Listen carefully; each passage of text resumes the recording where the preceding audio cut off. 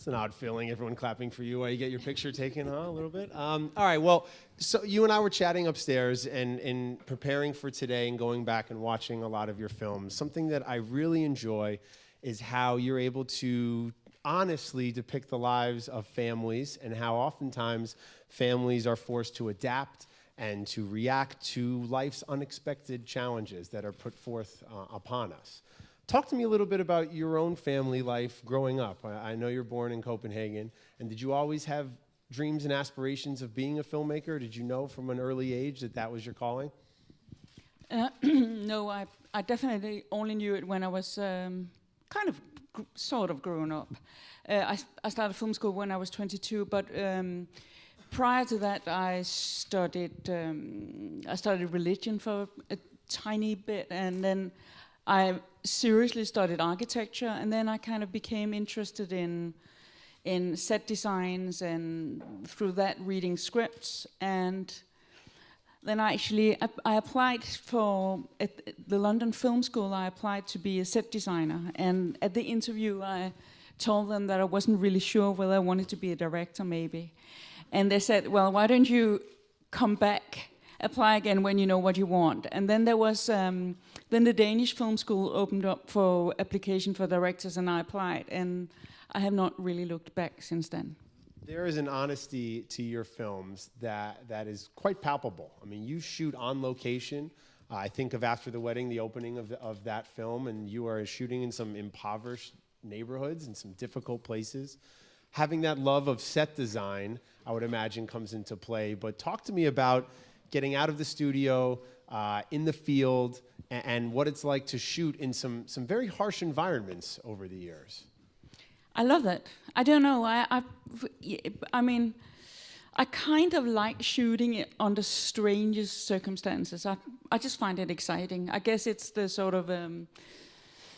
I just shot a movie this winter in Denmark where it was like freezing cold. It was so cold, and every single day it was so cold that at some point I took up all the clothes I'd been wearing that we were shooting nights, and I laid it out on the floor, and I took a picture of it, and it was like just unbelievable that one person could wear this much clothes.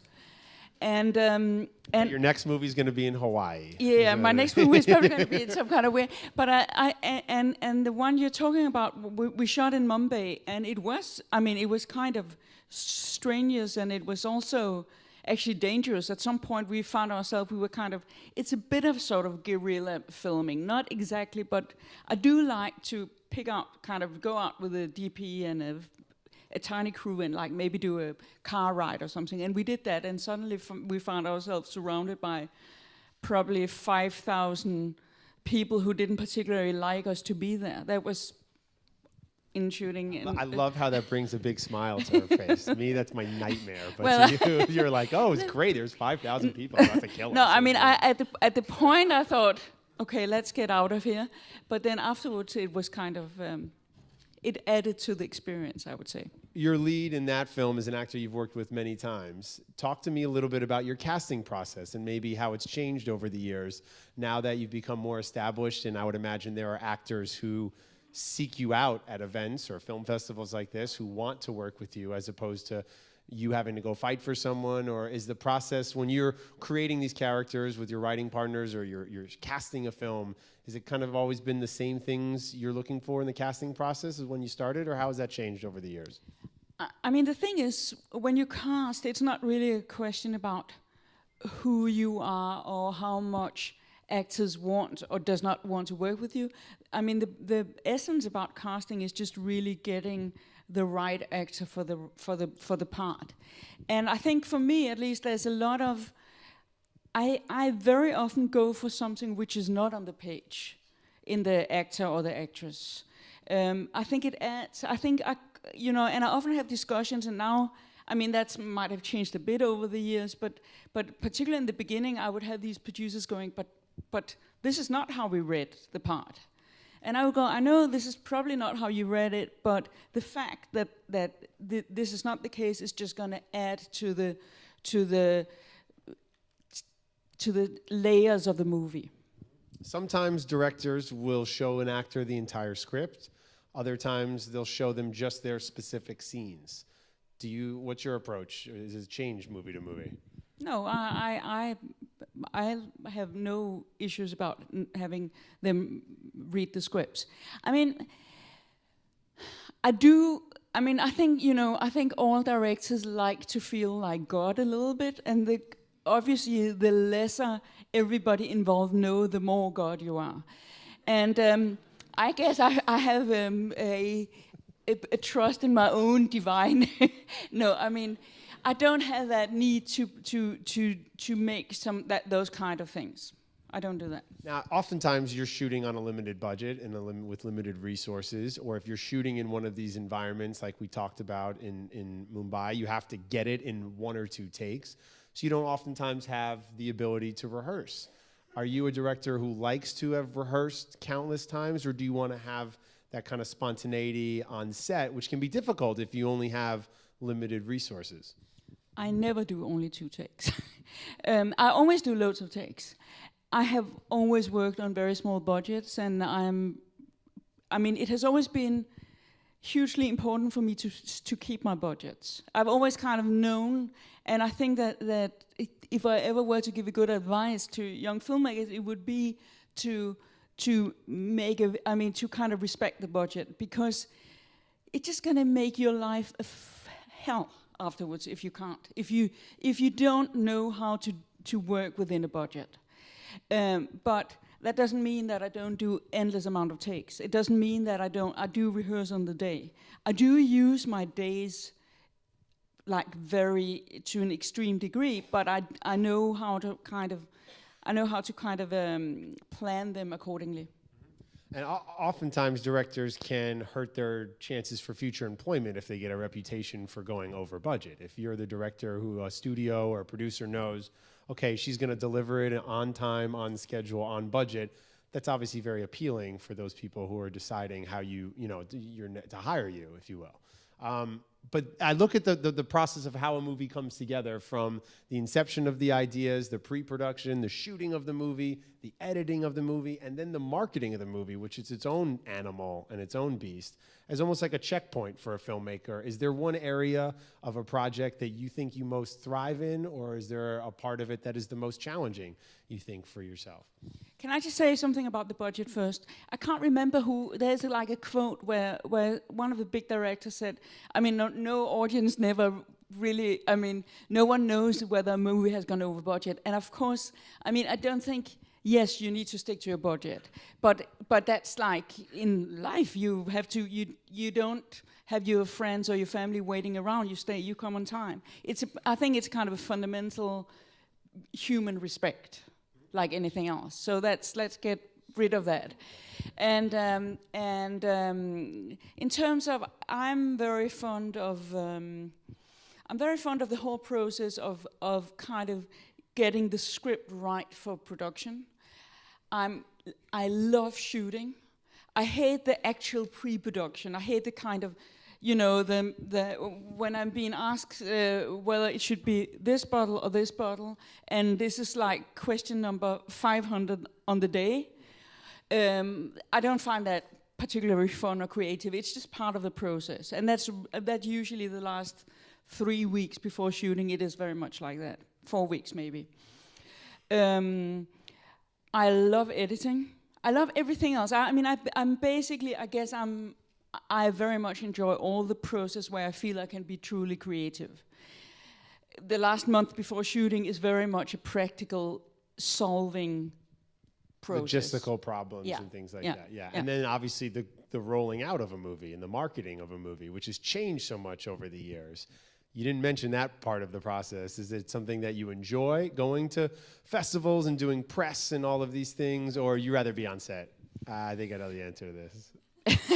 So what's your guess? But how have you seen that change over the years? Because you've been making movies for a while now, and so obviously the way that movies are released and marketed and promoted, it's much different from when you began your career. Look, it's hugely important. That whole process is hugely, hugely important. I just guess I hate the pretentiousness of saying that one is an artist, but if I kind of put that word into my mouth, as a film director and as an artist, I find it more exciting actually making the movies than talking about them. And I do enjoy occasionally wearing a gown, but I much more prefer wearing the, whatever you wear on set. I was about to say, it's got to be pretty nice to go attend the Academy Awards and have your work honored on such a global stage. Can you remember anything from the night you won an Oscar, or was it an all in blur when you look back at that night in particular?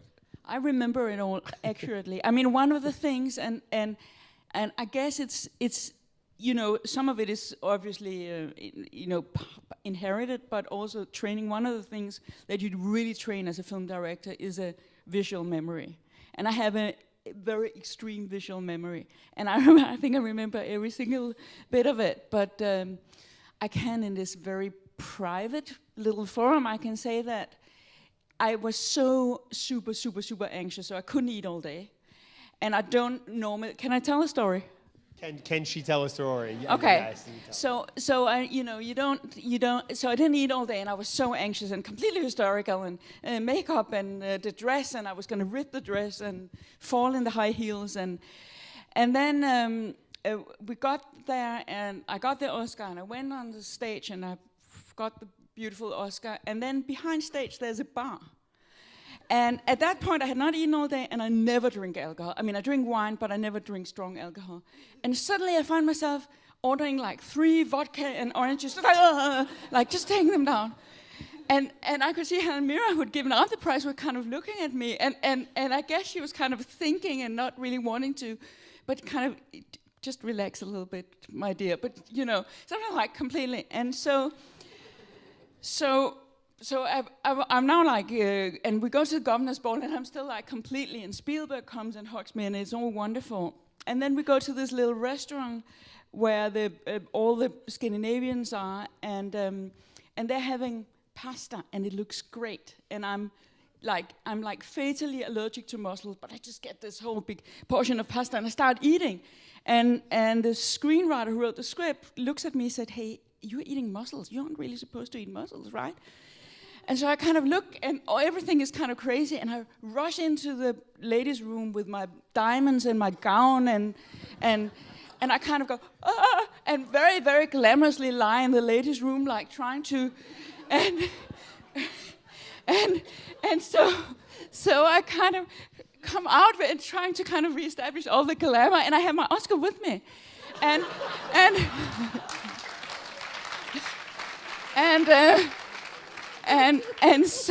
so I kind of come out, and right outside the ladies' room, like a whole lot of photographers standing, and I can kind of see myself standing there. And so you have it. This is kind of how crazy and glamorous it really was. I was not setting her up. I had no idea that's where that was going. Tell me about Oscar night turns into that story. I think it's fantastic. If there are any questions from the audience, we want to include you as we go on. Yes, right in the front.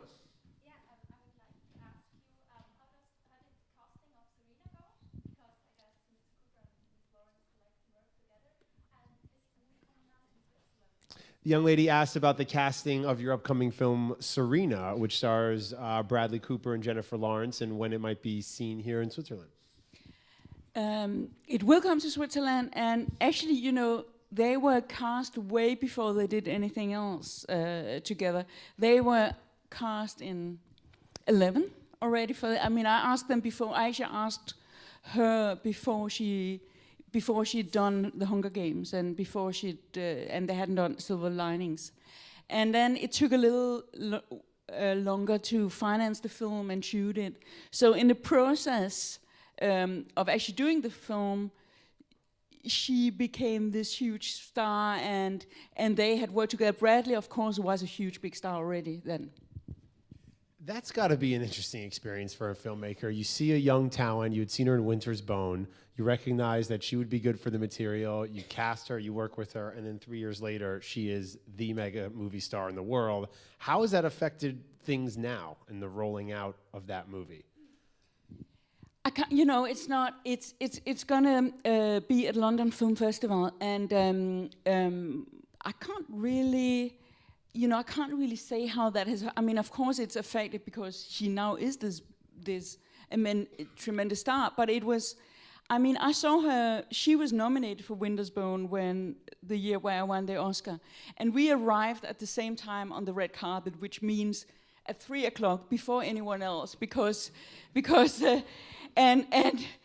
which is just like, actually just, and I was looking at her because we kind of did all there are like a whole lot of stations on that red carpet.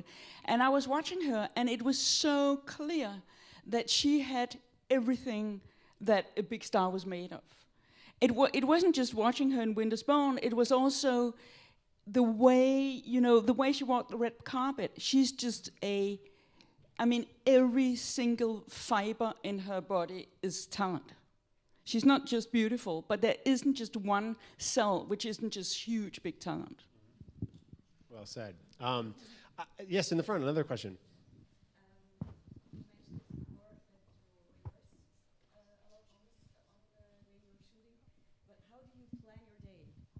She asked about, yes, you like to rehearse, and you rehearse on the day, not weeks before, but the day you're shooting stuff. So, but how do you plan your day as a filmmaker? Do you want to get the more difficult emotional scenes done earlier, and then you can play in the afternoon, or how do you like to structure? Like you said, which I thought was interesting, it's kind of how all of us who pride themselves on showing up on time or early in life, we plan out in our head, okay, I know I have to come to the film podium at 5:30, so if I leave my hotel at 4:45, I'll be fine. We all can plan out our day-to-day. How do you plan out the day when you're shooting? I mean, I always meet up with the actors, and I rehearse with the actors and the key crew, like the DP, the sound, and depending on the kind of scene, maybe a gaffer, or maybe, but there are almost no one of the crew, only the cast. So I rehearse with them for about an hour and a half early in the morning, and the set is like a virgin set. It's ours, and it hasn't been, and we can play, and we play with the scenes, and we quite often. We might improvise, we might take away the dialogue, we might do things to the scene, and then usually we come back to the script. But it feels like this is our playground for an hour and a half. And then that enables us to kind of feel, all of us to kind of feel comfortable, and it enables the actors to, in a way, to relax. They know they dealt with it. They've asked me the questions, or they've confronted me with their doubts or their suggestions or whatever it is. And that 1.5 hour, the only rule is complete openness. And then we start filming, and then, we might actually, we might not necessarily use all that we decided that we use, but the fact that we've actually worked it through enables us to work quite fast. And yes, I do tend to start out with the difficult scenes. I hate having difficult scenes at the end of the day because, like everything else, you want to make the important stuff done, and then you want to, if there's a little bit less time to something less important, then be it. I was honored earlier to do a master class with an executive and producer from Hollywood named Donald DeLine, who had worked on many big studio films over the years. He's on the jury with you this year, and I see a few familiar faces from our conversation earlier. And one of the questions from the audience was, Donald, you work at studios, you produce these big movies, why aren't there more women filmmakers? Women are represented in every facet of the business, studio executives, big-time agents, publicists, actors, everything. There aren't as many women making movies as there should be. We all know that as fans of movies. Executives know that. For whatever reason, that's the case. Have you faced certain challenges, you think, as a filmmaker that are specific to being a woman that otherwise you might not have to take on or be challenged with? I want to say that until I did my last Hollywood film, I felt no difference. I want to say that I had at times kind of recently thought, I wonder whether they would have talked like that to a man. But other than that, I don't really think that that's the issue. I don't think that the issue is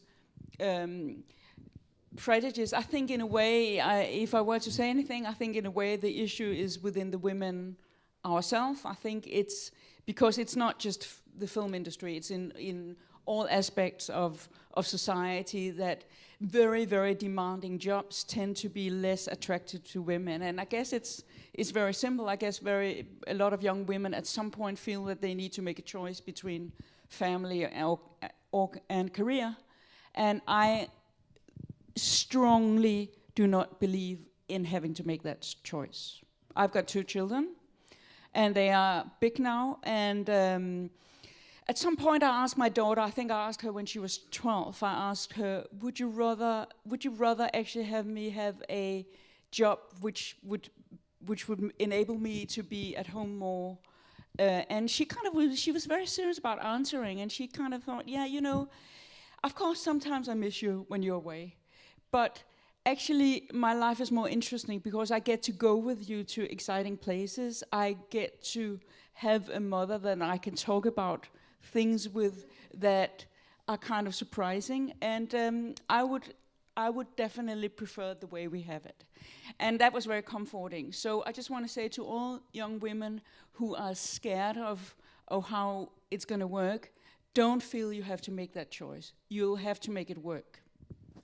You talk about the choice, yes.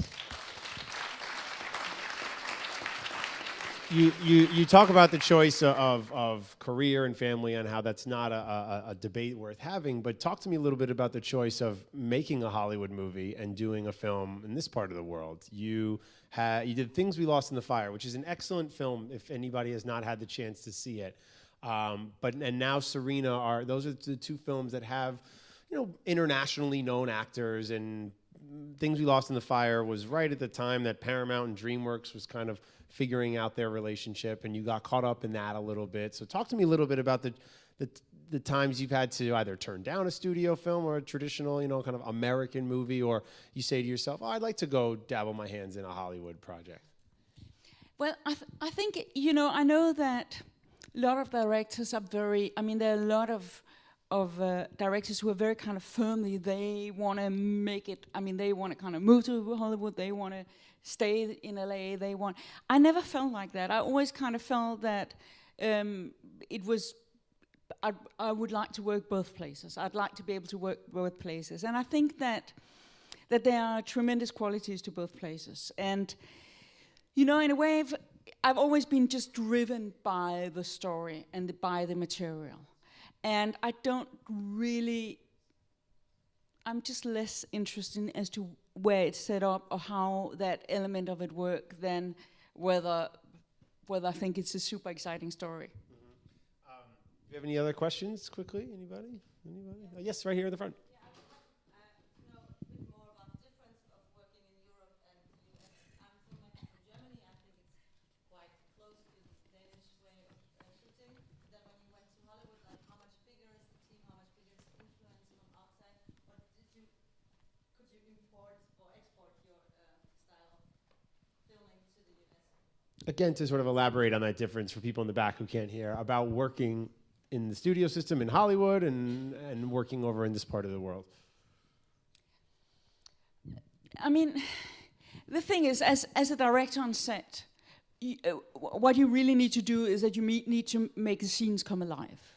And that's irresistible of who's in it and with what kind of money it's being produced. Of course, there is a difference in the size of sets. There is a difference in the size of crew.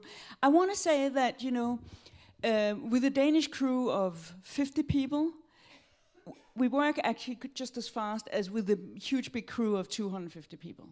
So Americans are lazy? Wait, no. Breaking news. No. I think it's just a different way of working, and of course, it looks different. There is a way of telling the difference, but I think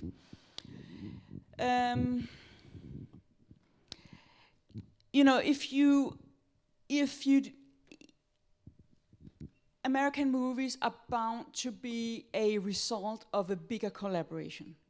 American movies are bound to be a result of a number of people signing off on every part of the script, every part of the casting, the costumes, that whole thing.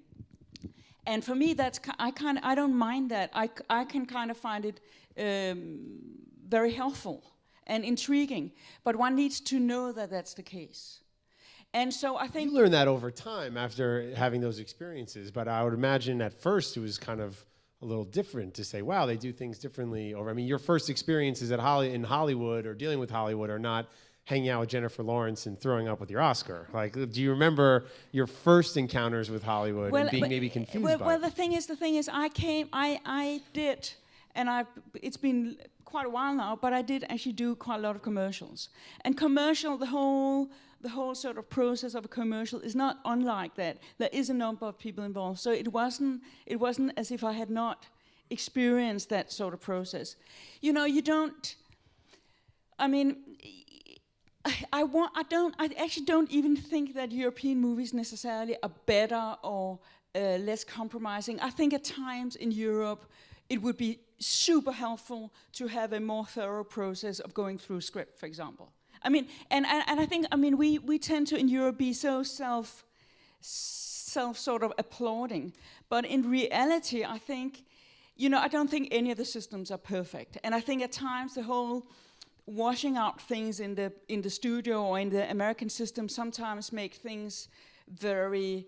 You take away edges, which possibly makes them less interesting. But I think in Europe, you know, a whole lot of movies are being made where you kind of go, why was this script actually made? And you know that the only reason why it was made is that because there was a director going, I know it's going to be fantastic, but anybody being actually seriously capable of reading a script could have said, look, this is just never going to work. And I think that there is a real discussion to be had in Europe also about whether it is, because, I mean, you know, movies should at some point address an audience, whether it's a movie where everyone knows it's a small audience, which is totally valid as long as one knows, or aiming for a larger audience. But I think you need to... Maybe it's the American in me, but I often, when I look at a film that I'm either watching or the marketing materials of it, I say, who's going to see this Friday night? And I don't know if that's necessarily healthy or not, but I said, who's saying Friday night, I got to get out of the house and go see this movie? And you should be able to kind of know exactly who that is. You had told me that you had an encounter with that with Things We Lost in the Fire. Yeah. Now this one I am setting her up for. Yes. It was interesting because it was really fun doing it, and DreamWorks were amazing and super supportive, and then when it was finished, it was being released at Paramount, and I was very inexperienced, in that part of process in America, and I wasn't quite sure what was happening, and then I was like 4 days before it was due to open, I was standing in like a sports shop, and there was like 4 or 5 women who were maybe a little bit younger than me, more or less my age. And they were buying kind of running shoes, and they were talking about going to the movie over the weekend. And they were mentioning all the movies that were opening, and they were not mentioning Things Were Lost in the Fire. And I got really worried about it. And I went up to them and I asked them they heard about this film. And they said no, they hadn't heard about it. And I stayed there a long time talking to them, and they hadn't heard about the movie. And I just knew it was never going to work. Because that would have been like the target audience, and they didn't even know that it existed. And I don't want to say that it would have been a huge commercial film, because it wasn't really never intended to necessarily be that. But I knew that when someone who I perceived as a clear target audience didn't even know it was coming out, we had a kind of a bit of an issue. Imagine you're trying to buy some Nikes, and the director comes up and says, "Oh, my movie with Halle Berry." They were very nice. It's L.A. That's how people are. It's nuts. Okay. Question. Yes, over here.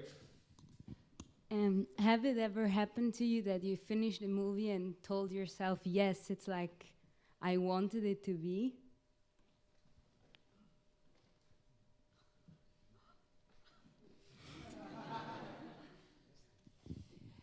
Movies are a little bit like human beings. You know, you love them and you do whatever you can for them, but you don't really measure them against some kind of weird ideal, or at least I don't do that. I mean, I think I think I kind of pretty much know when the movie is finished how it is when it meets its audience. Also because I'm pretty fond of testing films, and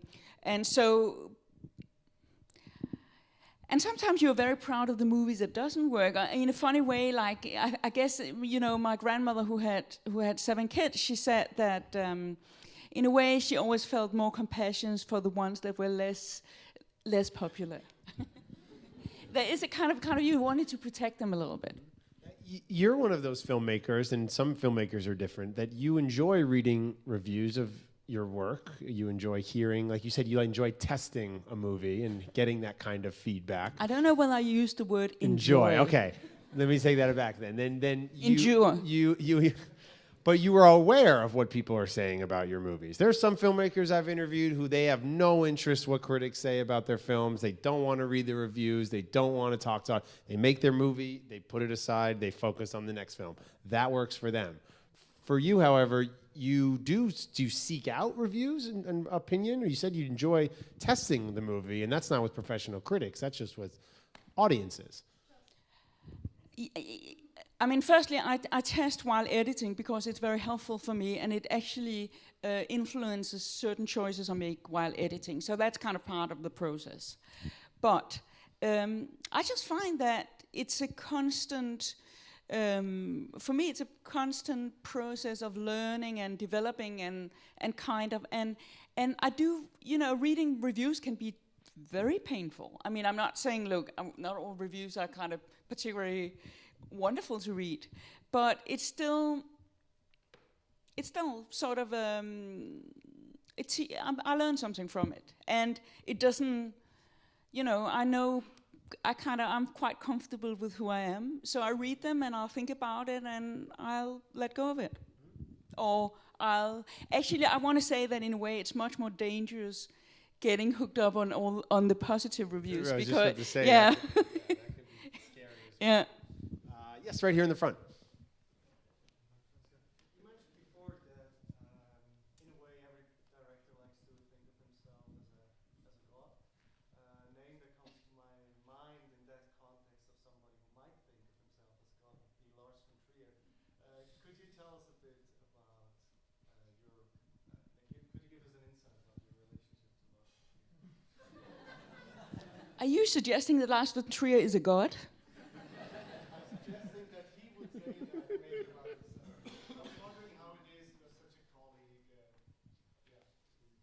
Talk a little bit about your relationship with Lars von Trier.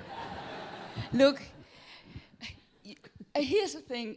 It's much more interesting when he talks about his relationship with me. Because I don't really have... I mean, I've known him always, and I'm probably one of the few people in the world who I have quite a humorous perception of him. I think he's a brilliant filmmaker, and I think he at times says things which are hugely inappropriate,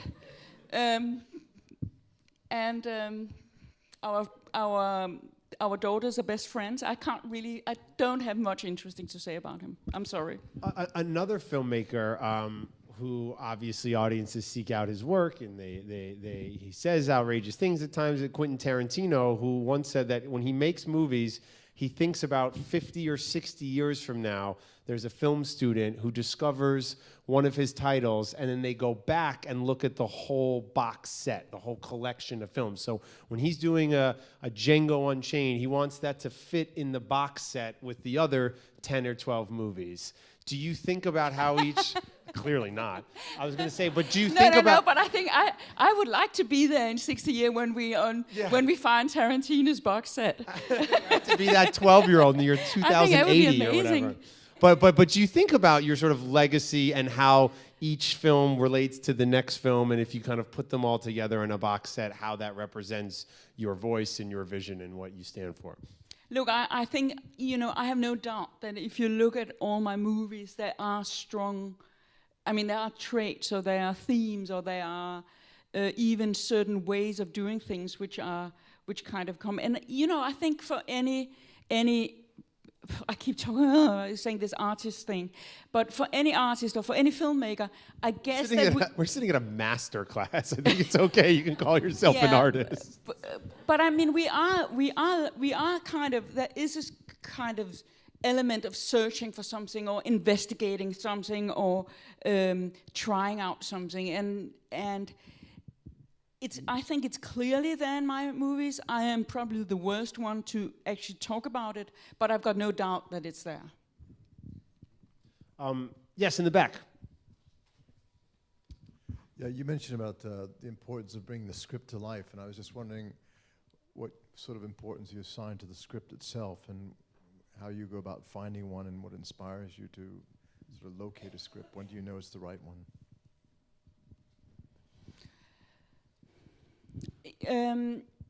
I think. To start on a very primitive thing, I don't want to be bored. I don't want to be bored. I unfortunately, most of the script I read, and I read very fast, and I read loads and loads of scripts. Most of the script I read are kind of, I have to force myself to finish them. And that's probably not the best way of spending a year with material that you can't even finish in reading. But if you then get above that, I guess for me it needs to have characters that really strike a chord in me. It has to have characters where I really kind of, I need to be engaged. I need to kind of want to identify with them. I need to be really curious, intrigued by their arc. And then I was, yeah, right in front. Go ahead.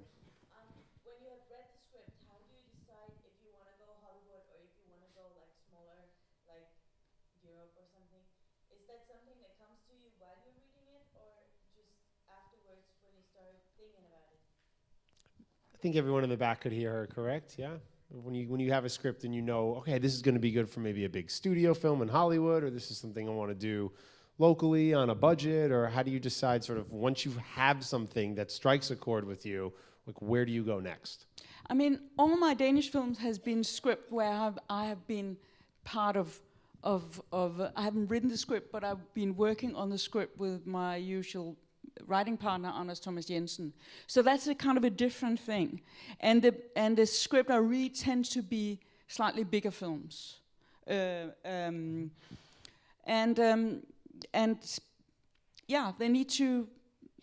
they need to be basically exciting and believable.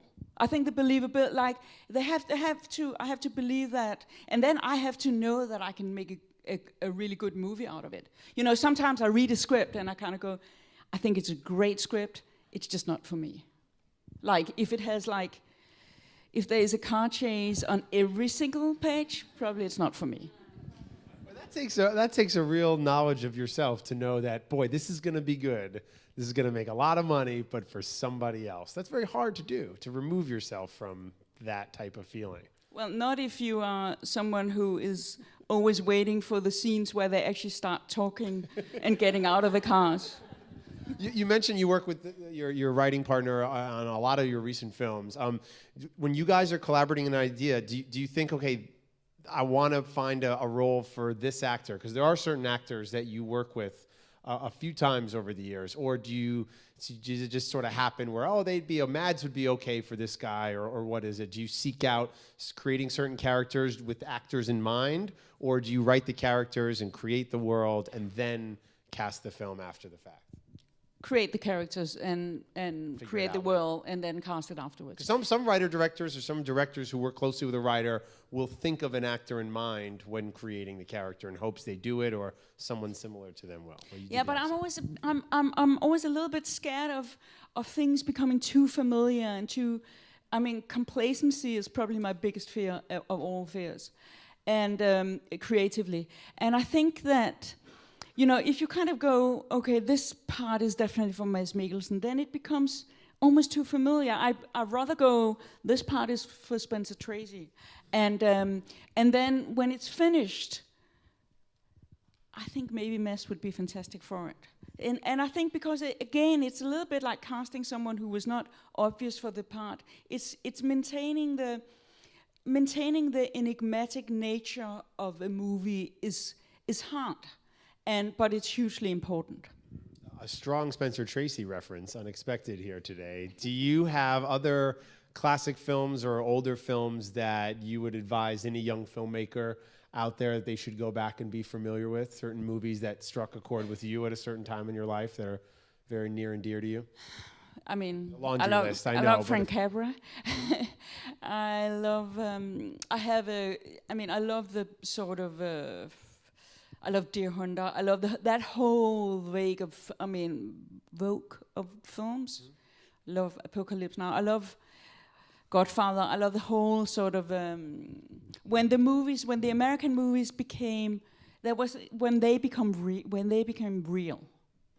Yeah, for oftentimes Hollywood, especially during the Great Depression in the United States in the 30s, was an escape from everyday problems. But then there seemed to be a turn probably in the 70s when the films felt a little bit more grounded. Even if they were grand in their epicness, if Apocalypse or Godfather, there's still real life and real people as opposed to straight fantasy, if you will. Okay. Yeah, I love Billy Wilder still. I won't say like...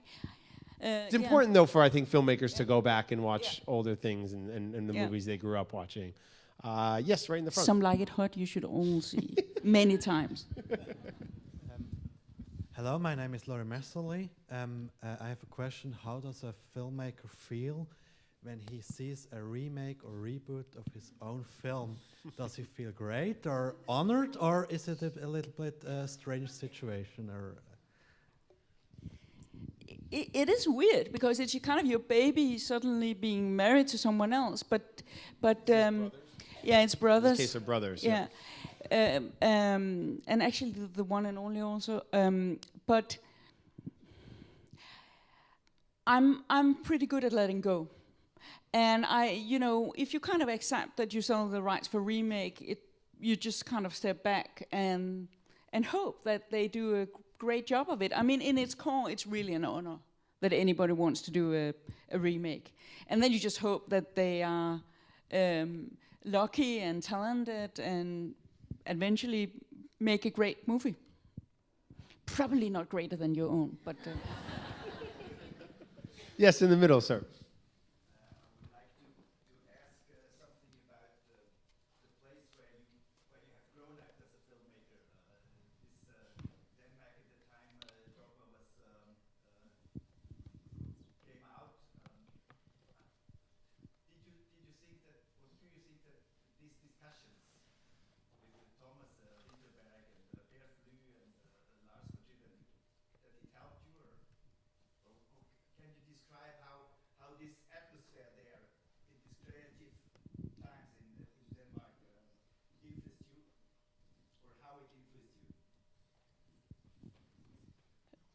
You think? I think he's got a pretty strong. He's louder than I am. Okay. I think you wanted to buy some time so you could think about your answer. No. Yeah, I don't. you did.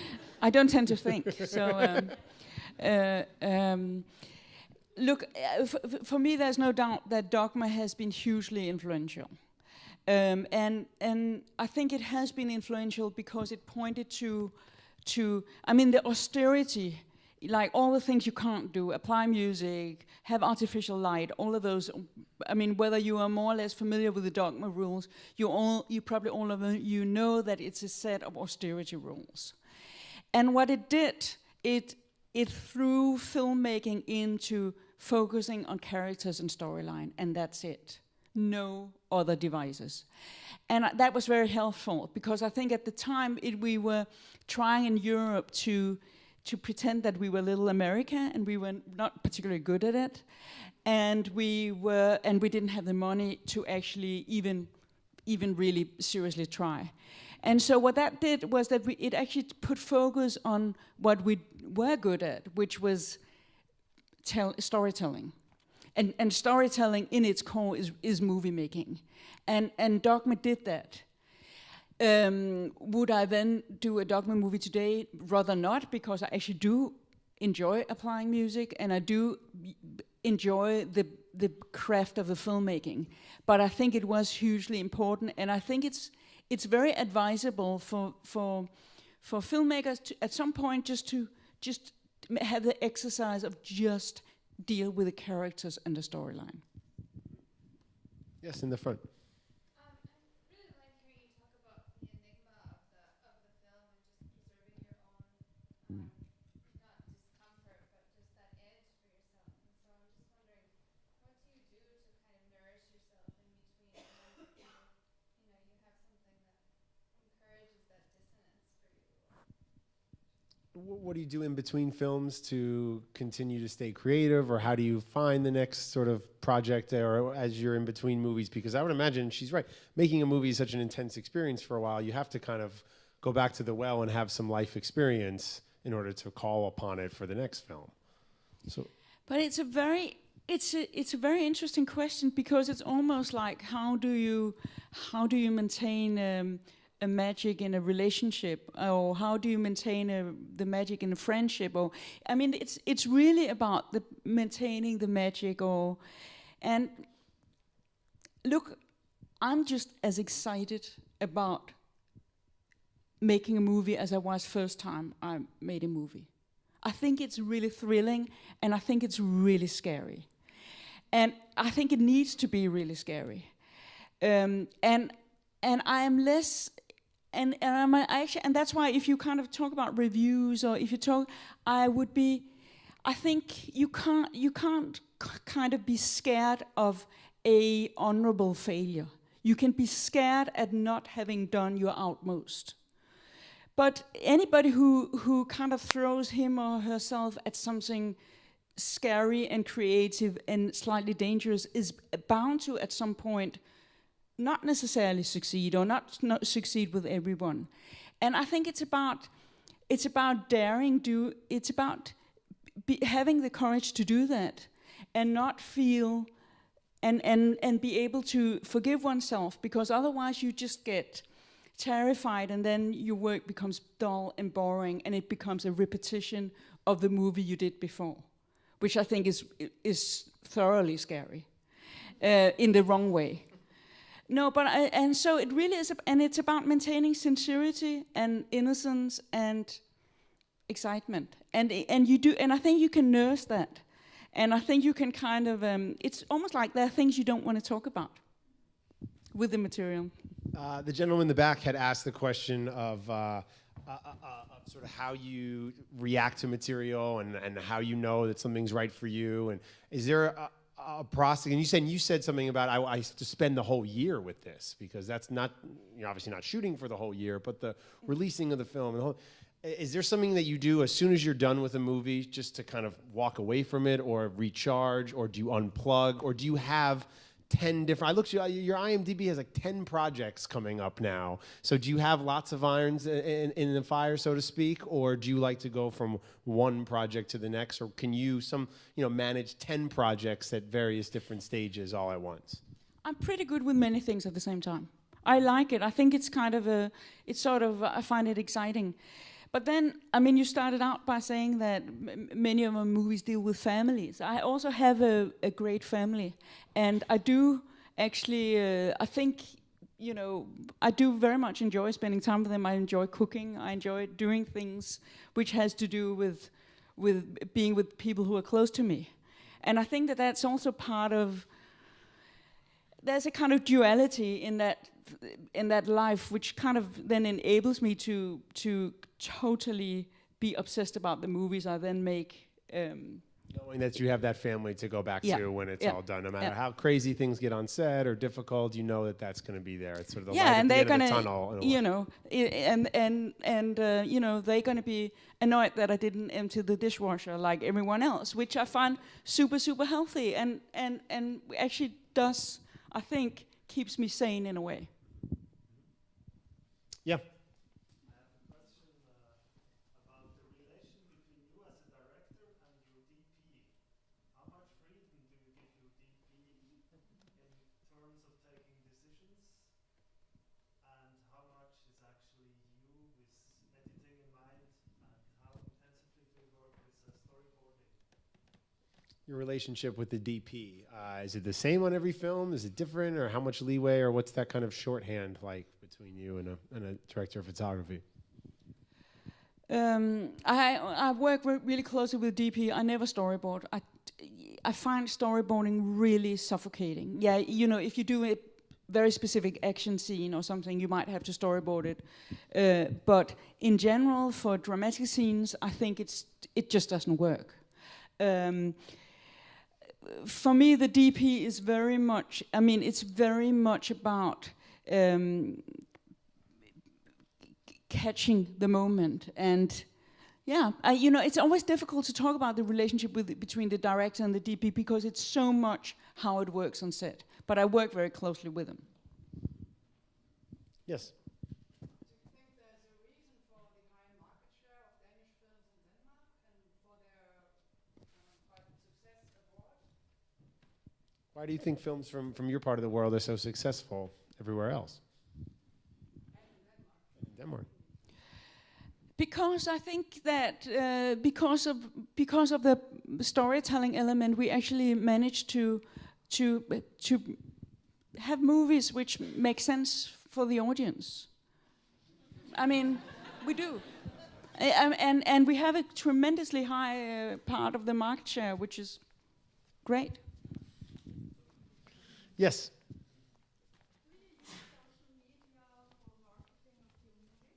Yeah, what is your relationship with social media like, and how have you seen it help market your films, or is that a part of the business you're just not interested in, or how has social media over the last 4 or 5 years really affected what you do? Of course, social media is hugely important. I want to say that personally, I think my life is so full that if I were to spend another 2 hours on social media on top of everything else, every day I'd probably go crazy. Do you, when seeking out feedback from your films, do you ever look at it and see what people are saying about your movies? Yes. That can be scary. It can be scary, but very scary, and it's kind of relentless. But it's interesting. Yes, go ahead, sir. What you said before about accommodating your career and your family reminded me a bit of Birgit Nyborg in Born. Another success story is Danish television series. Even Mads Mikkelsen is now in a series, not in Denmark, but anyway. Is that something that you're also interested in doing or not? Yes, I am.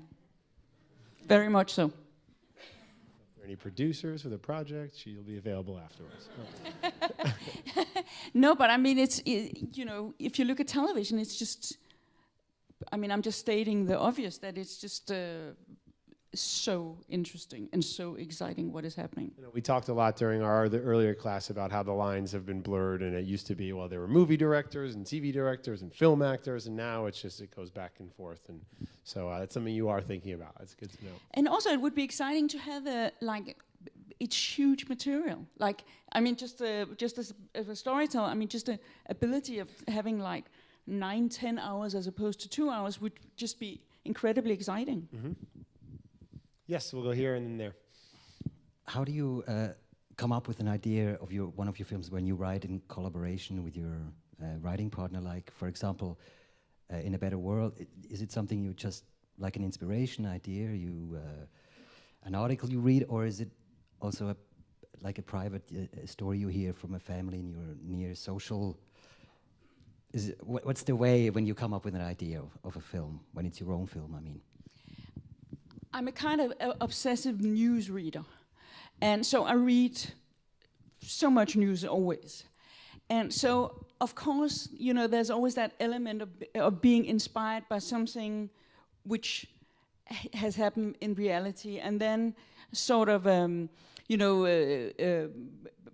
talking to Anders Thomas Jensen about, this and this happened, or I read, or he will have read something, and then it actually always turns into something else. It's very much the stories that we are generating together is very much a result of a kind of playing around with ideas, playing around with characters, and then little by little, it's like playing with Lego. I would imagine there's certain themes you want to explore too. You say, I've never really done a film about that emotion. I want to dig deeper there. Or is it seeing an event that happens on BBC or reading the paper and you say, oh, I want to explore something that takes place in that world? Yeah, at times it has been like that. Like with Love Is All You Need, it was a kind of, I would really like to do a love story. I would really like to do a romantic comedy kind of thing. And then we kind of figure out how can we do that and make it kind of believable and endearing and charming. But other times it just kind of comes organically without actually wanting to be in a certain place or in a certain area. It really is very playful. Every filmmaker is different. It's a great question because, I mean, you'll have filmmakers who said, I've always wanted to explore, what happens to a child when there's divorce. Or Woody Allen, when he did When in Rome, they said the Rome Film Commission approached him and said, make a movie in Rome. And he said, okay. And he came up with an idea for a movie in Rome. So every kind of movie or idea has its own genesis. Can you ask them to come to me? Yeah, right. Well, Hawaii, because you just shot the Cold movie. So we're going to go to Hawaii after that with a TV show in Hawaii. Okay, who else do we have? I think we had one more back here. Yes. You are a successful filmmaker. Actually, the actors comes to you, but there are some actors you would like to work with. Is there anybody on the list? The list? I would love to work with Meryl Streep. Look, there are so many amazing actors. Long list. I can't say until I know which movie it is and what it can't. I can't say this is the person I really want to work with. It doesn't. It doesn't work like that for me.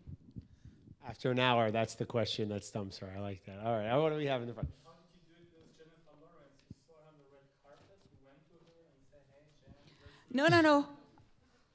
I'd seen Winter's Bone, and then I saw her on the red carpet, and then I went to the producer and said, look, I think she's amazing. I think she's going to be so...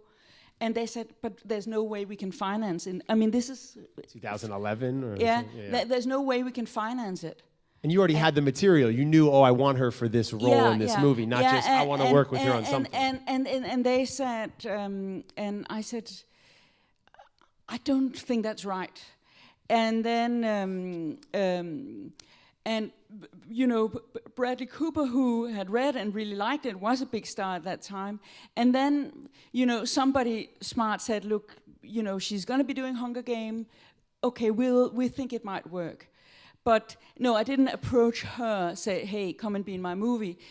She was approached by the former buyer through her agents and that way. But there was a bit of convincing because, and I think it was probably a question of 2 weeks or something, and then... it was all right.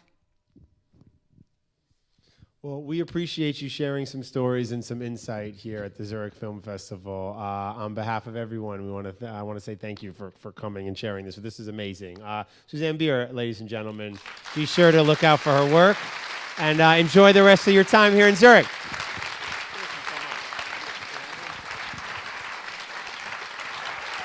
And don't ever mention the Oscar story.